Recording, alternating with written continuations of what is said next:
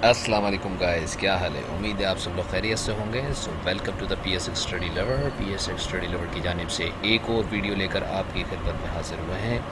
इस वीडियो में भी हम फ्राइडे वाले दिन की मूवमेंट के बारे में देखेंगे कि क्या रही और एक्सपेक्टेड क्या है, आने वाले वीक के अंदर क्या होने जा रहा है। तो सबसे पहले जैसा कि देख सकते हैं, मार्केट की डिस्कस करते हैं।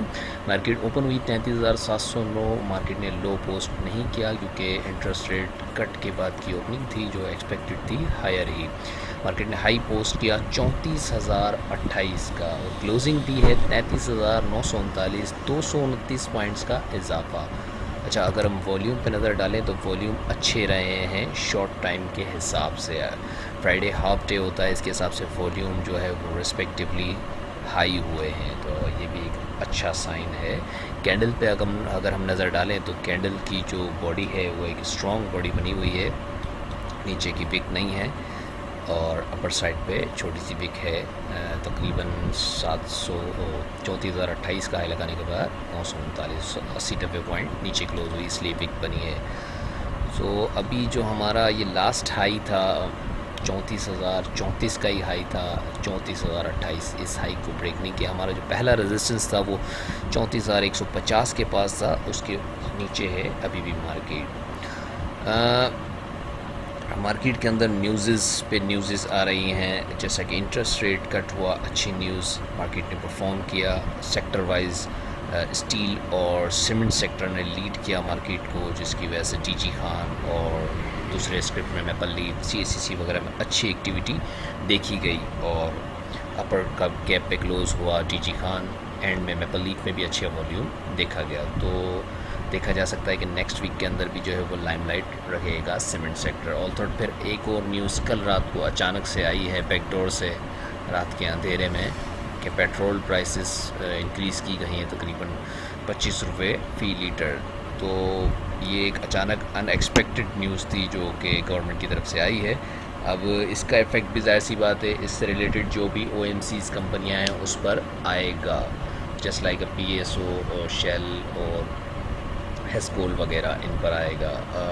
अनफॉर्चुनेट इन लोगों पे जुर्माना होना था, लेकिन हमारे यहाँ उल्टा ही होता है हमेशा पाकिस्तान के अंदर। तो जुर्माने की जगह फ़ायदा हो गया है, हो जाएगा इनको।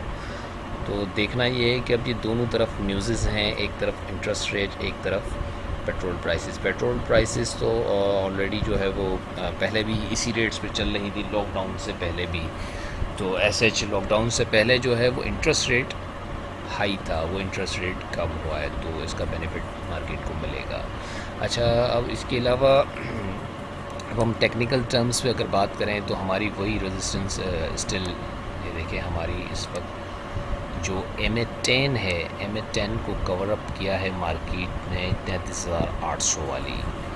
ठीक है, 33,700-800 की जो हमारी रिकमेंडेशन थी कि यहाँ तक मार्केट आ सकती है, 600 का लेवल और 700 का लेवल, तो यहाँ तक मार्केट आई। इसके बाद संभली है। अभी भी जो हमारी अपर रेजिस्टेंस 34,190 ही है और ये रेड लाइन, इससे ऊपर की क्लोजिंग पर ही हमारा डोर ओपन होगा दोबारा से।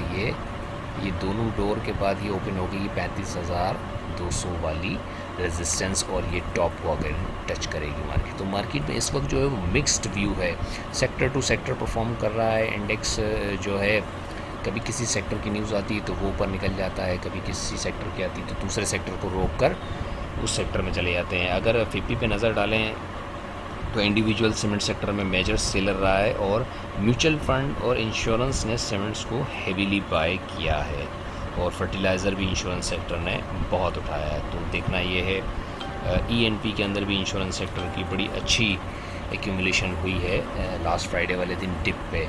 तो जैसे कि मेरी रिकमेंडेशन यही थी लास्ट से कि PSO, ATRL, INIL और पेल, ये 4-5 स्क्रिप्ट के अंदर ही एक्यूमुलेशन मेरी तरफ से थी और इन्हीं स्क्रिप्ट के अंदर ही मैं अप डाउन कर रहा था। अच्छा, एक और स्क्रिप्ट एड ऑन के करीब आ गया है, AGP फार्मास्यूटिकल कंपनी है, ये 100 तकरीबन 5 रुपये के करीब क्लोज़ हुआ है शायद। तो इसमें भी जो है वो बाइंग जोन बनने जा रहा है। 105 रुपये से 102 रुपये के दरमियान एक्यूमुलेशन इसके अंदर बनेगी और एक 5 से 7% अप की इसके अंदर भी ट्रेड मिल सकती है, तो इसको भी अपने नज़र में रखिएगा। इंडिकेटर पर अगर हम नज़र डाल लें क्विकली तो इंडिकेटर वही है जो पोजीशन हिस्टोग्राम कम हो रहे हैं मार्केट के, ये एक अच्छा साइन है, लेकिन अभी क्रॉस ओवर बना नहीं है।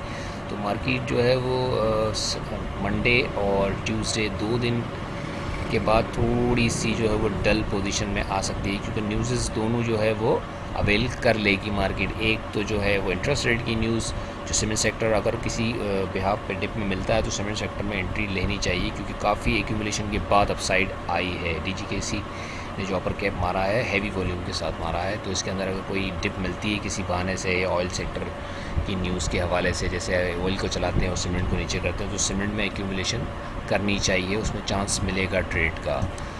इसके अलावा आरएसआई को देखें हम, तो आरएसआई जो है वो स्लोली एंड ग्रेजुअली ऊपर जाने के मूड में लग रही है।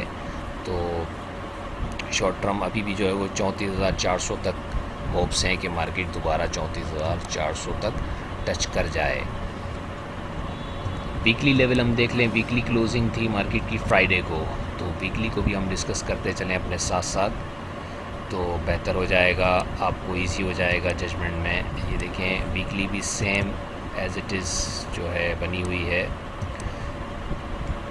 इसको थोड़ा सा रीटेस्ट कर दें, ये आ गया, और जूम कर ले तो ईजी हो जाएगी। अच्छा, ये एक रेड कैंडल वीकली बनी थी, एक हल्ट आया मार्केट के अंदर, बड़ी गिरावट 1100 पॉइंट की, उसके बाद एक 500 पॉइंट की कैंडल वीकली, जो कि कुछ साइड ऑफ रिलीफ कह सकते हैं हमें। जो हमारी सपोर्ट थी 33,620 वाली, इससे ऊपर क्लोजिंग दी है, तो ये थोड़ा सा रिलीफ है कि मार्केट अब दोबारा से जो है वो इस 34,400 वाले लेवल की तरफ जाए, यानी मज़ीद 500-600 पॉइंट का गैप ओपन हो गया है मार्केट के लिए।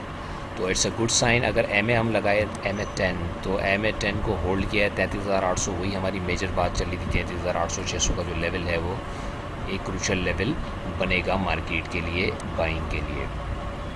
तो अभी भी जो है वो मार्केट में एक व्यू इंडिकेटर्स के हवाले से, वीकली के हवाले से तो कोई इतना ख़राब नहीं है। देखिए bullish cross over still generate है। डेली पे थोड़ी सी घबराहट थी, जिसका जिक्र किया गया था मेरी तरफ से भी। ये देखें RSI भी वो वीकली है 45 पे है, तो डेली वीकली पे कोई परेशानी नहीं है। डिप पे भी स्ट्रॉन्ग खड़ी है। आवरली पे नज़र डालें, आवरली पे मार्केट ने क्या मेंटेनेंस शो की है। देखिए आवरली पे स्टिल जो है वो रेजिस्ट किया इसी लेवल को, 23 जून 24 जून स्टिल सेम।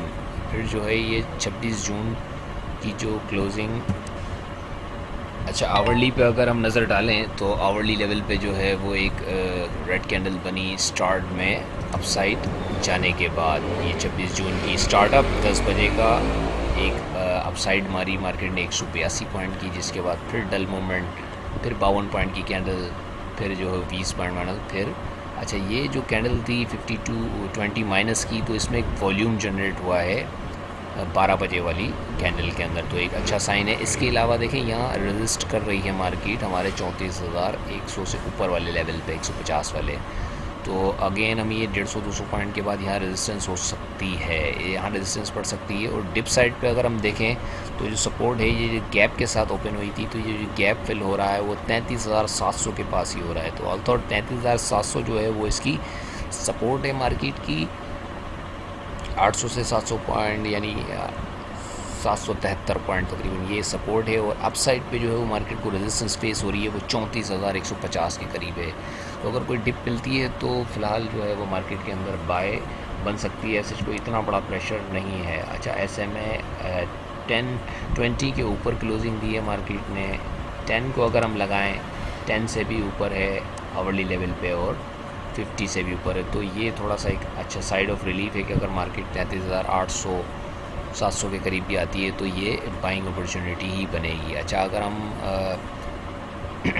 MACD को देखें आवरली लेवल पे, तो देखिए क्रॉस ओवर जनरेट है, तो ये भी एक थोड़ा सा साइन है मार्केट के अंदर के थोड़ी सी रैली मार्केट के अंदर 400-500 पॉइंट की मज़ीद रैली एक्सपेक्टेड है, बन सकती है। डिप पे अगर मिलता है कुछ सेक्टर वाइज अच्छी चॉइस हुई हमारी तो मिल सकती है। अच्छा, RSI भी देखें तो RSI थोड़ा सा फ्लैट हुआ है और ये दोबारा अपने रेजिस्टेंस की तरफ जाएगा, अगेन 60s की तरफ। इफ 54 है तो बाय ऑन डिप जो है वो अभी थोड़ा सा रिकमेंडेशन बन रही है। लास्ट जो है वो मेरी तरफ से सेलिंग कॉल थी 34,400 के ऊपर भी सेम रेजिस्टेंस के हवाले से, लेकिन ये है कि अभी थोड़ा सा अभी 400-500 पॉइंट का गैप मार्केट में लग रहा है मज़ीद, तो बाय डिप में करना चाहिए, और अगर हो सकता है पैनिक के अंदर माल मिले कि सिचुएशन थोड़ी सी वर्स्ट हो और कोई डिप मिलती है 200-300 पॉइंट की, तो उसमें बाइंग करनी चाहिए और उसमें ट्रेड मिलने का चांस है। तो मार्केट जो है वो अभी भी यहाँ तक आने के लिए लग रही है दोबारा कितना 34,400 का लेवल इन अपकमिंग डेज़ में दोबारा